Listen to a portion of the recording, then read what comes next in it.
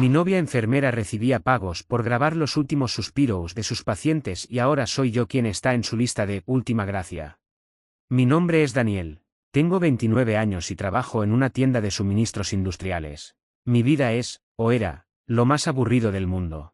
Mi mayor emoción era que llegara el viernes para pedir pizza y jugar videojuegos con mi novia, Sofía. Llevábamos 3 años viviendo juntos en un apartamento pequeño en las afueras. Sofía es, bueno, era una persona increíblemente dulce. Trabajaba como enfermera de cuidados paliativos. Tenía esa paciencia infinita que solo tienen las personas que conviven con la muerte a diario. Todo empezó hace 6 meses. Sofía empezó a actuar de forma extraña después de que muriera uno de sus pacientes favoritos, un señor mayor llamado S.R. Garrison. No era raro que ella se pusiera triste, pero esto era diferente. Se volvió reservada. Pasaba horas mirando el teléfono en silencio, y a veces, la encontraba revisando el correo con una ansiedad que no era propia de ella. Un martes, ella se fue a su turno de noche y olvidó su tableta en la mesa del comedor. Normalmente, respeto su privacidad, pero la tableta no dejaba de vibrar con notificaciones. Eran correos electrónicos de una dirección que no reconocí, Círculo de la Última Gracia. La curiosidad me venció. Entré. No había contraseñas, ella nunca pensó que yo dudaría de ella. Lo que encontré no eran cartas de amor ni nada por el estilo. Eran transacciones. Recibos de transferencias bancarias por cantidades que nosotros no teníamos. Estamos hablando de depósitos de 10.000, 15.000 y hasta $20.000. El remitente siempre era el mismo, pero lo perturbador no era el dinero, sino los archivos adjuntos. Eran archivos de audio, grabaciones de las últimas horas de sus pacientes. Escuché la primera. Era la voz del S.R. Garrison. Estaba muy débil, apenas un susurro. Sofía estaba allí con él. En el audio, ella no lo estaba consolando. Le estaba haciendo preguntas. Preguntas muy específicas sobre su herencia, sobre dónde guardaba las llaves de su caja fuerte, sobre secretos familiares que nadie más debería saber. El S.R. Garrison balbuceaba, confundido por la morfina, y ella insistía, con una voz fría y profesional que yo no conocía. Dígame dónde está el código, Arthur. No podrá descansar si no me lo dice, decía ella en la grabación. Me quedé helado. Mi novia, la mujer que rescataba gatitos de la calle, estaba extorsionando a ancianos moribundos o robando sus secretos para venderlos. Pero la cosa empeoraba. En el hilo de correos con el Círculo, ellos le pedían especificaciones de mercado.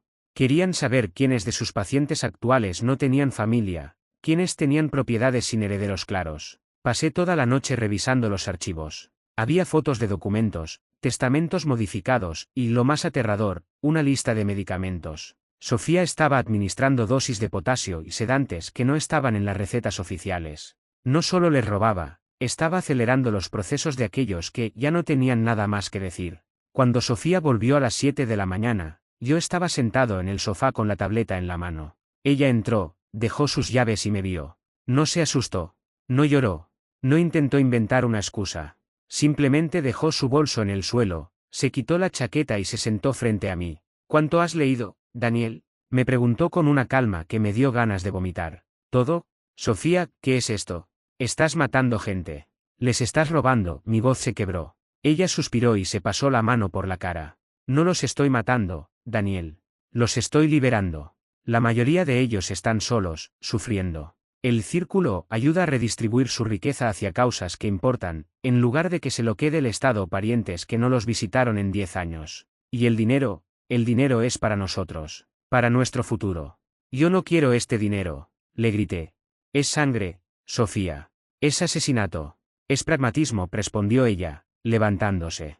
Y ahora que lo sabes, tienes 2 opciones. O te vuelves parte de esto, o te conviertes en un problema. Y créeme, Daniel, sé exactamente cómo manejar a las personas que sufren estrés postraumático o crisis nerviosas. Podría hacer que pareciera que perdiste la cabeza por el consumo de sustancias. Tengo acceso a todo tipo de químicos que no dejan rastro en una autopsia estándar. Me amenazó. Mi novia me amenazó de muerte sin parpadear. Durante las semanas siguientes, viví en un infierno. Ella actuaba como si nada hubiera pasado. Seguía cocinando, seguía queriendo ver series conmigo, pero yo sabía que me estaba vigilando. Cada vez que yo intentaba llamar a la policía o salir de casa con mi ordenador, ella aparecía. Me di cuenta de que había instalado cámaras en el apartamento. Pero lo peor empezó cuando me pidió que ayudara. Había un nuevo paciente, un tal S.R. Vargas. Era un hombre rico, antiguo dueño de una cadena de hoteles. No tenía hijos, solo una sobrina que vivía en España. Sofía necesitaba que yo entrara en la oficina de Vargas, que estaba en su mansión privada, mientras ella lo cuidaba en el hospital. Necesitaba un documento original del título de propiedad de un terreno en la costa. Si lo haces, Daniel, habrás aceptado el dinero. Seremos socios. Si no lo haces, bueno, el S.R. Vargas no es el único que está cerca de su final, me dijo mientras me ponía la corbata una mañana. Fui. Lo hice por puro terror. Entré en esa casa usando la llave que ella le había robado al anciano de su mesa de noche. Mientras buscaba en los cajones de su escritorio, encontré una foto de Vargas con su sobrina. Se veían tan felices. Mis manos temblaban tanto que tiré una lámpara. Me sentía la peor escoria del mundo. Encontré el documento, pero también encontré algo más. Un diario. Vargas no estaba enfermo de causas naturales. El diario describía cómo había empezado a sentirse mal justo después de que la agencia de enfermería enviara a una chica muy eficiente llamada Sofía. Describía síntomas de envenenamiento gradual, náuseas, pérdida de visión, confusión mental. Él sospechaba. Había escrito: creo que la enfermera me está dando algo que no es medicina, pero no tengo fuerzas para pedir ayuda. Me llevé el diario y el documento. Cuando regresé, le entregué el papel a Sofía, pero escondí el diario debajo del asiento de mi coche. Esa noche, Sofía me preparó una cena especial. Dijo que estaba orgullosa de mí, pero mientras comíamos, noté que mi lengua se sentía extraña. Un hormigueo metálico empezó a subir por mi garganta. Miré mi copa de vino. Ella me miraba con una intensidad depredadora, con una sonrisa que no llegaba a sus ojos. «Sabes, Daniel», dijo ella, apoyando la barbilla en su mano, «el problema de las personas con conciencia es que siempre terminan confesando. Y yo no puedo permitirme que confieses.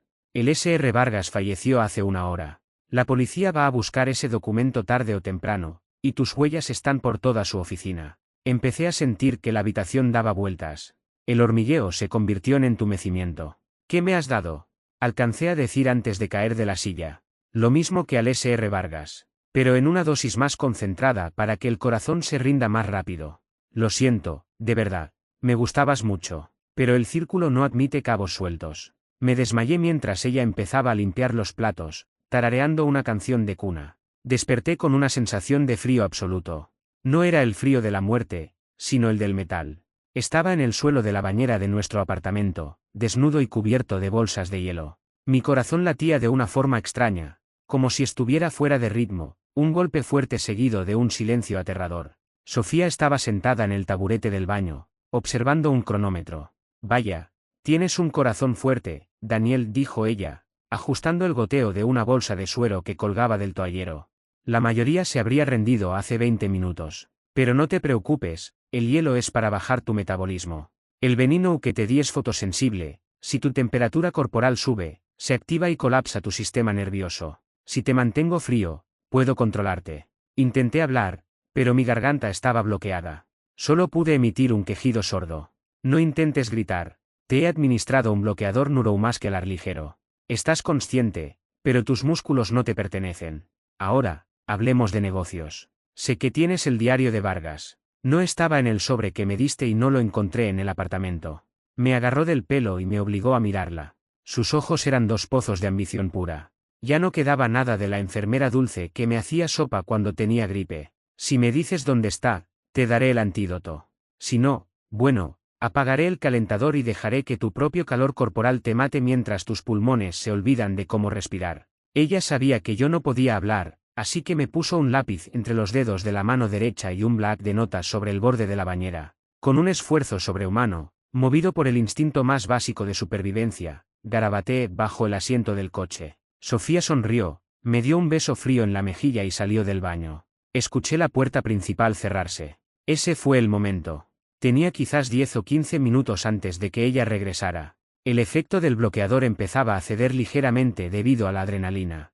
Rodé fuera de la bañera, rompiendo algunas bolsas de hielo en el proceso. El impacto contra el suelo fue brutal, pero el dolor me ayudó a despertar mis sentidos. A rastras, como un animal herido, llegué hasta la cocina. No busqué un teléfono. Sabía que ella lo tendría bloqueado o interceptado. Busqué el kit de emergencia que ella siempre guardaba, adrenalina pura para los casos de crisis respiratoria de sus pacientes. Me clavé la aguja en el muslo sin pensarlo.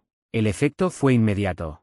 Mi corazón se disparó como una ametralladora. Sentía que mis venas iban a estallar, pero recuperé el control de mis piernas. Salí del apartamento en calzoncillos, tambaleándome por el pasillo del edificio. No podía ir al coche, ella estaba allí.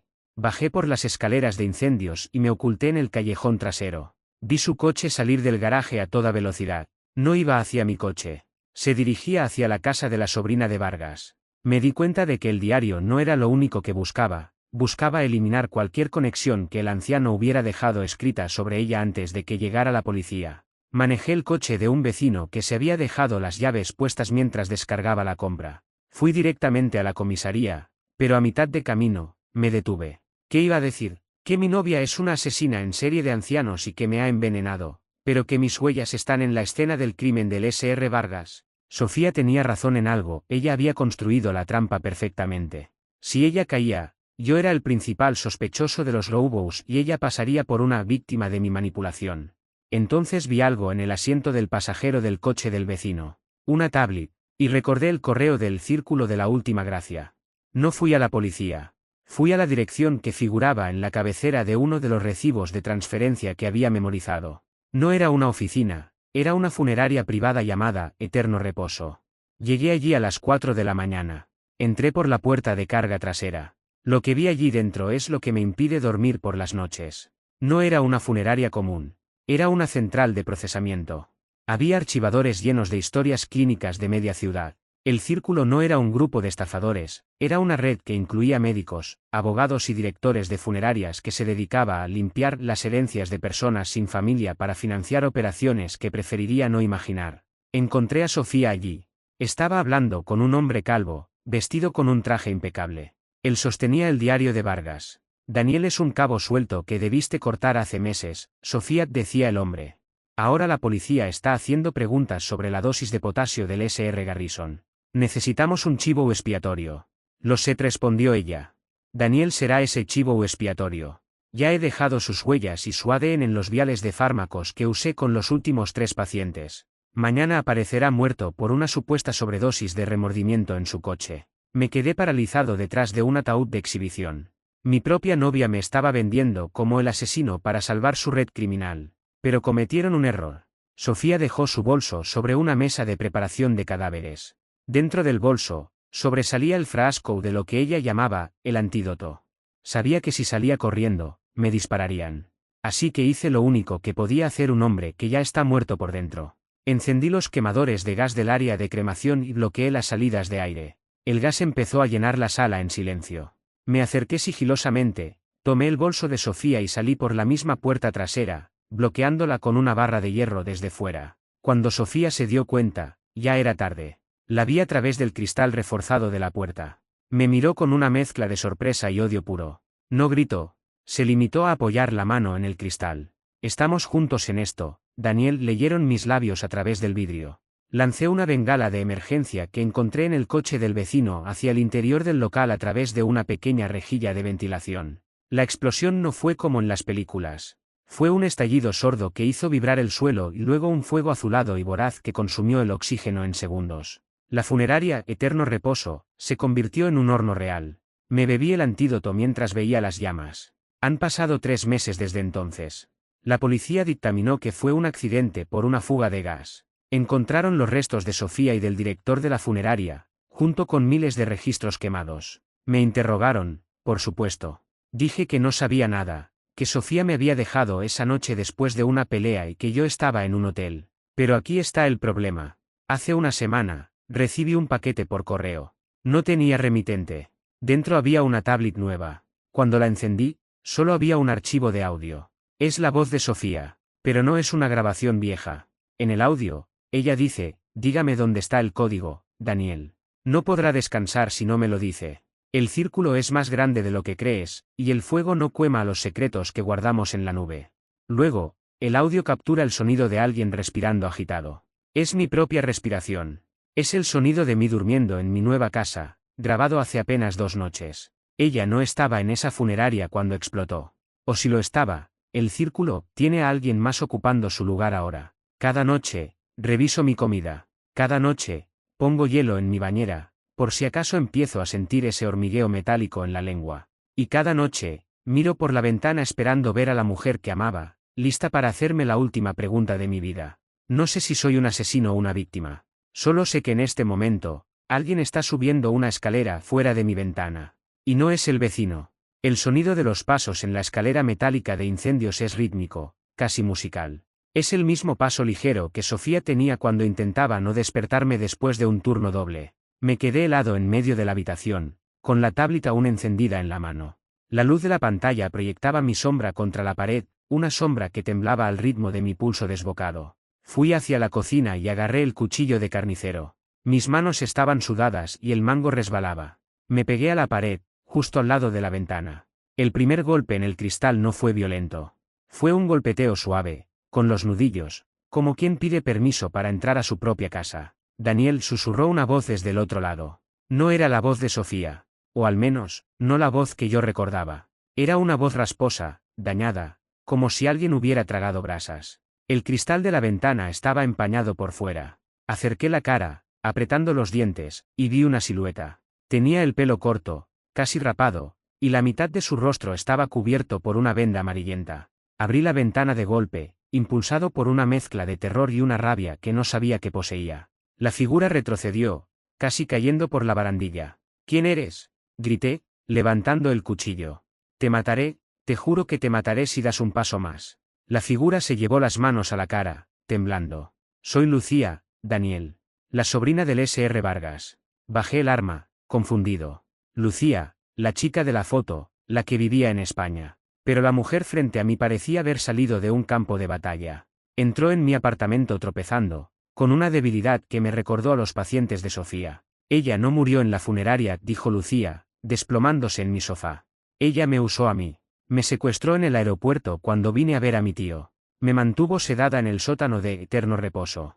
La mujer que viste morir a través del cristal, la que pusiste detrás de esa barra de hierro, no era Sofía. Era la secretaria de la funeraria, a la que Sofía había vestido con su propia ropa y drogado hasta la inconsciencia. El mundo se me vino abajo.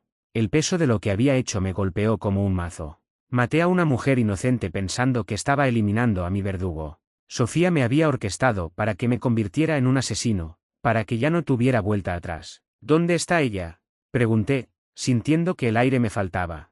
Lucía me miró con una lástima infinita. Se bajó un poco la venda del cuello, revelando una quemadura química que formaba una palabra perfecta, cicatrizada con una precisión quirúrgica, propiedad. Ella está en todas partes, Daniel. El Círculo no es una organización externa. Es una red de enfermeras y cuidadores que creen que el mundo les debe la riqueza que los ancianos desperdician viviendo demasiado tiempo. Sofía es su líder ahora. Ella usó el seguro de vida de su propia muerte para refinanciar todo. En ese momento, la tablet sobre la mesa volvió a pitar. Un nuevo mensaje. No era un audio esta vez. Era un enlace a una transmisión en vivo. La abrí. La cámara mostraba una habitación que reconocí de inmediato, era la habitación de mi madre, en la residencia de ancianos a 3 estados de distancia. Mi madre dormía plácidamente, conectada a su monitor de oxígeno. Y al lado de su cama, de espaldas a la cámara, había una enfermera preparando una jeringuilla. Tenía el pelo rubio, perfectamente recogido, y el uniforme impecable. La enfermera se giró lentamente y saludó a la cámara. Era Sofía. Su rostro estaba intacto, hermoso y aterradoramente normal. El código, Daniel, dijo ella, mirando directamente al lente. El código de la caja de seguridad del S.R. Vargas que te llevaste de la mansión. Sé que no estaba en el diario. Sé que lo tienes tú. Tienes 10 minutos para enviarlo a la dirección de siempre, o tu madre recibirá su última gracia. Me dejé caer de rodillas. No había escapatoria. Si llamaba a la policía, ella mataría a mi madre antes de que cruzaran la puerta. Si le daba el código, ella obtendría los millones que necesitaba para expandir su red de muerte por todo el país, y me mataría a mí de todos modos para cerrar el círculo. Miré a Lucía. Ella sacó de su bolsillo un pequeño vial con un líquido ámbar. Es lo que ella me daba para mantenerme sumisa, dijo Lucía. Pero he aprendido a destilarlo. Es un paralizante, pero también es un rastreador químico. Si logras que ella lo ingiera, el círculo la rechazará. No quieren líderes que dejen rastro.